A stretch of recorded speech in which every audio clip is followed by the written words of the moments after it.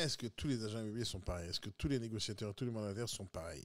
Vous connaissez cette objection-là que vous recevez très souvent au téléphone lorsque vous prospectez des vendeurs et vous leur présentez votre façon de travailler, votre méthode, etc. Et vous dites, ouais, mais j'ai des clients.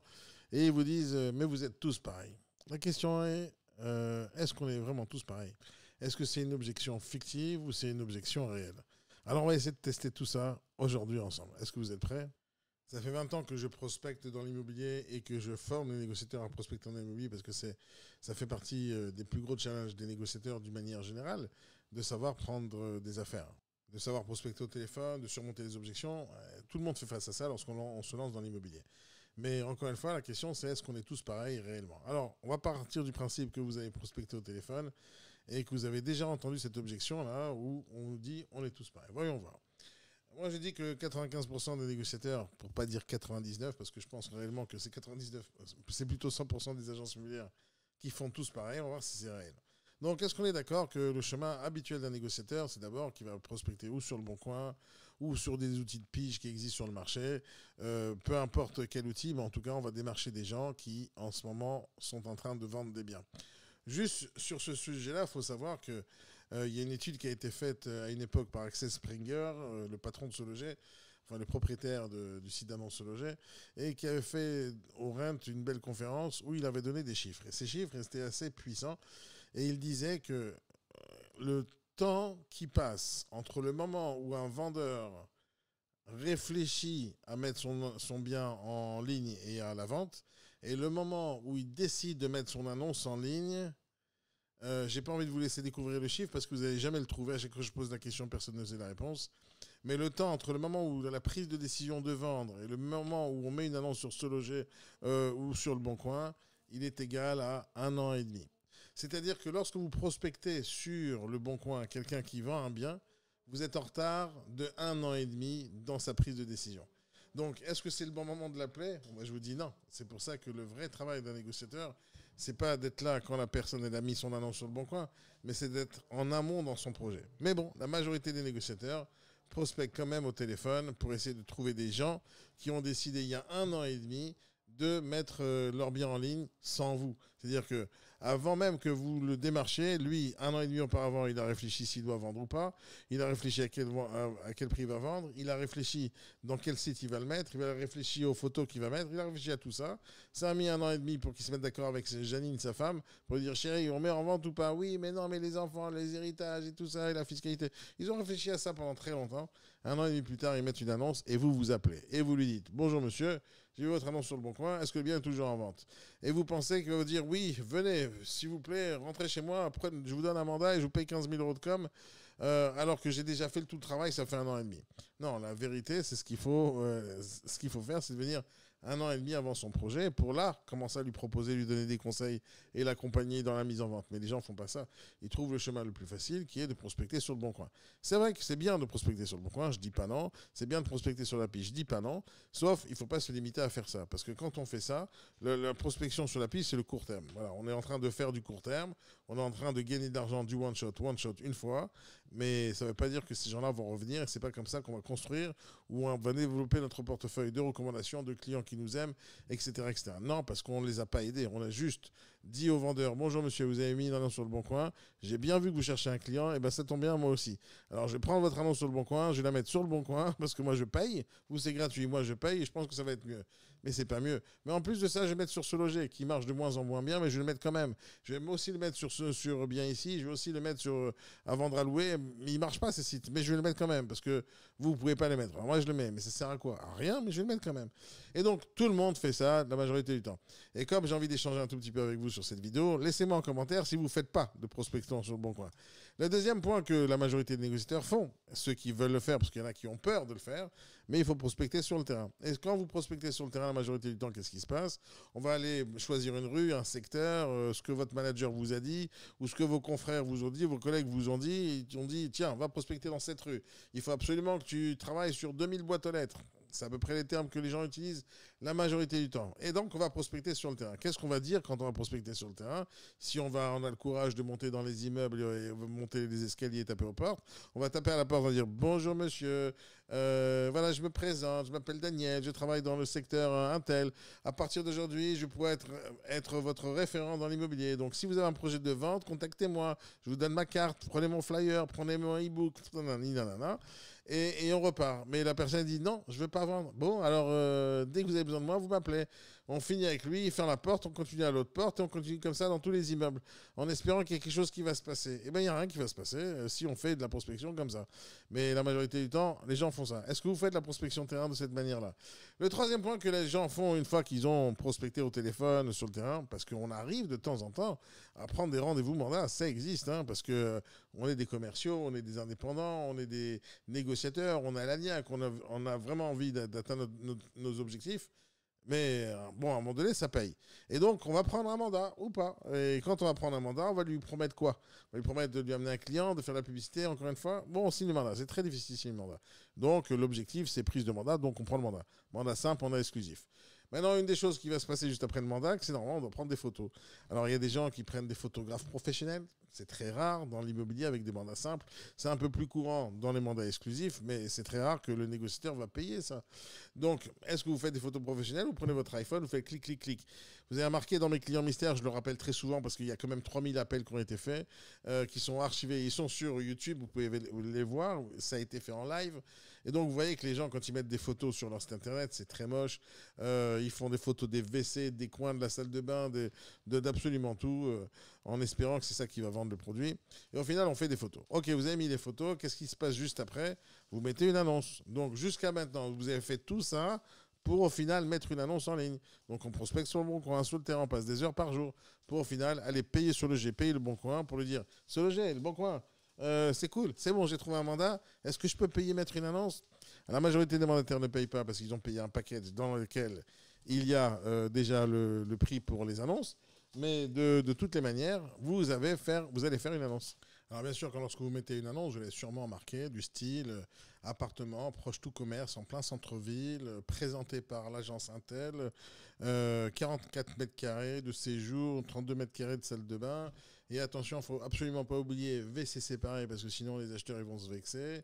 Ou les vendeurs ils vont dire ah, vous n'avez pas marqué qu'il y a les WC séparés. C'est normal qu'ils sont séparés parce que mettre des WC en plein milieu d'un salon à 400 000 euros, ça ferait bizarre. Bon, en gros, les annonces elles se ressemblent aussi. Les photos sont toutes pareilles. Des photos de murs, des photos de chambres, des photos de maison, des photos de venture. Tout est pareil, tout est pareil. Et donc ça, c'est les annonces. Mais bon, les annonces, elles sont presque inutiles aujourd'hui. Même votre description, elle est inutile. Les photos, ça suffit largement. Si on met des photos, ça explique tout. J'ai pas besoin qu'on m'écrive. Attention, la photo de l'armoire est en rouge alors qu'elle est en rouge. Je la vois avec mes yeux. Mais tout le monde fait pareil. Tout le monde fait pareil. Après, une fois que l'annonce elle a été mise, et bien sûr qu'on a payé ce loger le Bon Coin, quand on est mandataire, on ne paye pas. Alors on met n'importe quel mandat en ligne parce qu'on a payé le paquet. Genre, on s'en fout combien ça coûte. Mais dans une agence, ça coûte tous les jours de l'argent et on fait attention à quelle annonce on met. Mais au final, est-ce que le téléphone il sonne ou pas? Moi, je vous dis tout de suite, hein, sans aller très très loin chercher, s'il n'y a personne qui vous a appelé le premier jour, le deuxième jour, le troisième jour ou le quatrième jour, vous pouvez prendre votre annonce et l'acheter à la poubelle, elle ne sert à rien. Plus personne vous appellera. Donc les 4 premiers jours sont les plus importants. Mais les gens laissent l'annonce pendant 1 mois, 2 mois, 3 mois. On attend que le téléphone sonne. Et quand il sonne, parce que c'est moi qui vous appelle en client mystère, vous me raccrochez au nez parce que vous n'aimez pas quand je vous pose la question et quelle est la rentabilité du bien parce que vous ne la connaissez pas non plus. Maintenant, quand on dit, on répond aux acquéreurs, on les qualifie parce que ça fait partie des services que les agents immobiliers proposent aux vendeurs. Attention, nous, on qualifie les contacts. Est-ce que vous qualifiez réellement les contacts? Qu'est-ce que vous faites exactement? Vous dites, est-ce que vous avez le financement avant même d'avoir fait la visite? C'est pas comme ça qu'on qualifie un contact. Pas du tout même.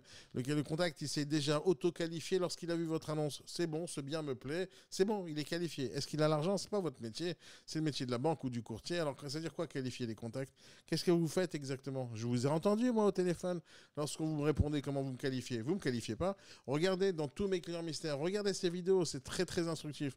100%, alors on va pas dire 100% parce qu'il y en a au moins un ou deux qui m'a posé la question, mais sur les 3000 personnes que j'ai appelées, 60% je tombe sur répondeur, et sur les 40% qui restent, personne ne me pose la question comment je m'appelle. Personne. Personne ne cherche à savoir ce que je recherche. Personne sur 3000 appels. Après, qu'est-ce qui se passe? Bah, vous allez faire la visite. La visite, c'est quel exploit. Attention, il faut que je me déplace. Il faut que je dise aux gens, ça c'est les WC, ça c'est les toilettes, ça c'est la cuisine. Quel truc exceptionnel, quel niveau de compétence exceptionnelle pour faire une visite. Non, on n'a pas besoin, mais vous les faites quand même. Tout le monde fait pareil, on fait la visite. Je dis pas qu'il ne faut pas faire de visite. La visite, c'est la chose la plus importante d'ailleurs. Et c'est pour ça que dans mes clients mystères, je dis aux gens, arrêtez de me poser des questions au téléphone. Arrêtez de me donner autant d'informations au téléphone. J'en ai pas besoin. Faites-moi la visite. L'appartement, il va se vendre tout seul. Et pourtant, quand on fait la visite, c'est à contre-cœur parce que c'est loin, parce que je me déplace. Et je suis même pas sûr qu'il a le financement qui va me faire une offre. Alors que le seul vrai métier que vous avez entre les mains, c'est de faire la visite. Le vrai job qu'on a, c'est de faire une visite. C'est-à-dire, on vend le bien à ce moment-là. Mais non, pour vous, être dans l'immobilier, c'est prospecter des mandats, mettre des annonces en ligne. Alors que la visite, c'est la chose la plus importante. Mais on avance. À un moment donné, vous avez une offre, et je sais ce que vous faites quand vous recevez une offre. Imaginons que je viens de chez vous et je vous fais une offre à 300 000. La première chose que vous faites, vous me dites merci. Et vous courez voir le vendeur pour savoir s'il accepte ou pas l'offre à 300 000. Mais c'est pas du tout ça votre métier. Mais puis, je sais pas qui c'est qui vous a appris à négocier, mais vous allez courir directement voir le vendeur. Et même si vous parlez un tout petit peu avec l'acheteur, je suis même pas sûr que vous dites les bonnes choses. Mais vous recevez une offre, vous êtes content, vous avez essayé de la négocier sans savoir si c'est la meilleure offre que vous avez reçue. Au final, il vous dit oui, il vous dit non, et peut-être que s'il vous dit oui, vous signez. Ça, c'est à peu près le parcours que tous les agents immobiliers font et qui forment leurs négociateurs à faire, mandataires, négociateurs, tous pareil. Donc, est-ce que déjà vous êtes d'accord avec moi sur 95% du chemin? Si oui, ben, dites-moi oui, je fais pareil. Sinon, mettez en commentaire les choses que vous ne faites pas dans cette liste de 10 étapes. Mais ce n'est pas fini. On va passer à qu'est-ce qui se passe une fois que vous avez pris le mandat de manager général. Quand vous allez prospecter au téléphone, vous avez des objections. Est-ce que les objections que vous avez sont différentes de celles que je vais afficher maintenant? Alors des fois, il y en a un peu plus avec des variantes, mais la majorité du temps, et depuis que je suis dans l'immobilier, c'est ça qui se passe, on a toujours les mêmes objections. Les objections sont je ne veux pas payer de commission. Ok, la majorité d'entre vous ne savez pas répondre à cette objection. Alors vous commencez à raconter des salades, oui, mais il faut que je sois payé. Est-ce que vous travaillez gratuitement, vous? Ça, c'est le genre de réaction que vous avez quand on dit je ne veux pas payer de commission. Ou sinon, on va vous dire j'ai pas envie de travailler avec une agence, et là vous allez dire mais moi je ne suis pas une agence, je suis un réseau mandataire, moi je suis indépendant, je suis tout seul. Ça, c'est ce que vous allez raconter. Je ne veux pas signer de mandat. Qu'est-ce que vous faites à ce moment-là? Vous vous énervez, oui, ou vous racontez des salades, ou peu importe. Mais en tout cas, c'est une objection difficile à répondre la majorité du temps, mais c'est une objection réelle. Les gens ne veulent pas signer, s'engager sur 3 mois ou 6 mois avec des gens qu'on ne connaît pas, ça c'est normal. Venez avec un client, on le dit tout le temps, ils nous le disent tout le temps, et là vous ne savez pas quoi dire. Mais je veux bien venir avec un client, mais j'ai pas de client. Mais tout à l'heure vous m'avez dit que vous avez des clients. Oui, mais en fait j'ai des clients si je mets de la pub sur Se Loger. Et là vous avez pu répondre à ce truc-là, et là c'est très grave. Mais ils vous disent tous venez avec un client, vous êtes tous des charlatans, ça arrive assez souvent. Ils en ont ras-le-bol de plein de raisons. Pour plein de raisons. Je n'ai pas envie de prolonger là-dessus. Mais ça fait partie des objections que vous avez. Rappelez-moi dans un mois. Ça arrive très très souvent parce que au lieu de vous dire non, ça ne m'intéresse pas, non, j'ai pas envie de travailler avec vous, rappelez-moi dans un mois, on va voir ce qui va se passer. Mais qu'est-ce qui va se passer dans un mois? Il va vendre seul. C'est ça qui va se passer. Donc c'est pour ça qu'il vous repousse. Parce que s'il veut vendre vraiment, il vend, mais pas avec vous. Ou il veut se débrouiller seul. Pourquoi il vous dit ça? Objection réelle ou fictive? Objection réelle, les amis, je suis désolé. Il est sur le bon coin, vous le démarchez sur le bon coin. Pendant que vous le démarchez sur le bon coin, il y a des acheteurs qui l'appellent, il fait des visites, il peut se débrouiller seul. Et c'est là que je vous pose une question très très puissante, les amis. Essayez de l'écouter, je vais la répéter encore une fois tout à l'heure dans une prochaine vidéo. Qu'est-ce que vous êtes capable de faire que le vendeur ne peut pas faire tout seul? Essayez de réfléchir à cette question pour la prochaine. Et essayez de répondre en commentaire si vous l'avez maintenant. Et après, lorsque vous allez... démarcher, essayer de rentrer dans la conversation, vous allez sûrement dire dans votre prospection téléphonique, mais monsieur, ou dans la prospection de terrain, hein, monsieur, vous savez que j'ai déjà vendu un bien comme le vôtre, pile poil dans le secteur, la même chose, juste à côté, madame, je sais pas quoi, ou j'ai envie de vous aider à vendre, je vais vous accompagner jusqu'au bout, nanana, ok, comme s'il avait besoin de vous, j'ai des clients pour vous. Et ça, c'est ce que tout le monde dit, mais c'est pas tout le temps vrai, la majorité du temps, c'est faux. Parce que vous dites, j'ai des clients, en fin de compte, je sais que pour l'instant, j'en ai pas, ou j'en ai à peu près, mais je sais qu'ils vont m'appeler sur Se Loger lorsque j'aurai pris le mandat, bien sûr. Ou j'ai des clients qui recherchent exactement la même chose. Ouais, ils sont où? La majorité des négociateurs que je rencontre et je côtoie au quotidien, ils savent même pas maîtriser Excel, ils savent même pas maîtriser une séquence mail, ils savent rien faire du tout, mais pourtant ils ont une base de données de plein d'acheteurs. Ah, j'ai oublié, ouais, il y a les post-it. Ouais, les post-it, ça existe. Mais allez, envoyer un mail automatique à des post-it. Je sais pas comment on fait, mais bon, c'est possible. J'ai 2500 clients qui recherchent. Bon, super, ça c'est les mandataires qui disent ça. Et ils ont vu la base de données. Oh, on a 2500 acheteurs. Ils disent, oh, Alors, je lui ai affiché à mon vendeur. J'ai 2500 acheteurs. Oui, mais ils ne recherchent pas tous mon appart, n'est-ce pas? Sinon, ça fait longtemps que j'aurais vendu. Comment ça se fait que toi, tu as 2500 acheteurs et moi, j'en ai zéro? Comment c'est possible? Parce que j'ai toujours pas vendu. Hein. Alors, comment c'est possible? Et d'un coup, tu prends le mandat et hop, il n'y a plus rien pendant 3 mois. Tu n'as jamais appelé le gars. Tu n'as jamais fait la visite avec un seul de tes 2500. Parce que ça ne veut rien dire avoir 2500 acheteurs. Est-ce que les 2500 acheteurs recherchent ça? Maintenant, tout de suite, est-ce qu'ils sont qualifiés pour acheter maintenant? Mais on sait tout ça, on sait que tout ça, c'est des mensonges que vous dites dans le but de prendre des mandats. Maintenant, ça, c'est le chemin que la majorité des agences immobilières prennent, que les négociateurs prennent. Et si jamais on doit se dire, est-ce qu'on est vraiment tous pareils? Eh bien, la réponse, pour moi, c'est oui. Sauf si vous allez me contredire dans les commentaires maintenant. Alors, qu'est-ce qui se passe quand on n'a pas de clients réellement, alors qu'on a dit j'ai des clients? Eh bien, on fait un truc très simple. Hein, on va aller sur Se Loger, on va aller sur Le Bon Coin. Et qu'est-ce qui se passe juste après? Eh bien, on attend tout simplement que le téléphone sonne. C'est tout, on attend. On met l'annonce sur Se Loger, on met l'annonce sur Le Bon Coin et on attend. On va attendre ensemble, hein. On va attendre ensemble. J'ai fait des centaines de sondages sur cette question-là. Combien d'appels vous recevez par jour par mandat? La majorité du temps, c'est un appel par jour par mandat. C'est pas beaucoup, les gars. C'est vraiment pas beaucoup. Alors on attend longtemps. Et quand quelqu'un appelle, comment vous le traitez, ce gars-là? Qu'est-ce que vous en avez fait avec cet acheteur qui vous a appelé? Vous lui avez vendu autre chose? Vous avez gagné de l'argent grâce à ça? Qu'est-ce que vous avez fait? Alors concrètement, comment on fait pour se démarquer? Laissez-moi ça en commentaire. Est-ce que vous êtes tous pareils au final? Ou il y en a qui changent? Laissez-moi en commentaire ce que vous faites de nouveau, à part tout ce que je vous ai cité jusqu'à maintenant. Et on se retrouve dans la prochaine vidéo.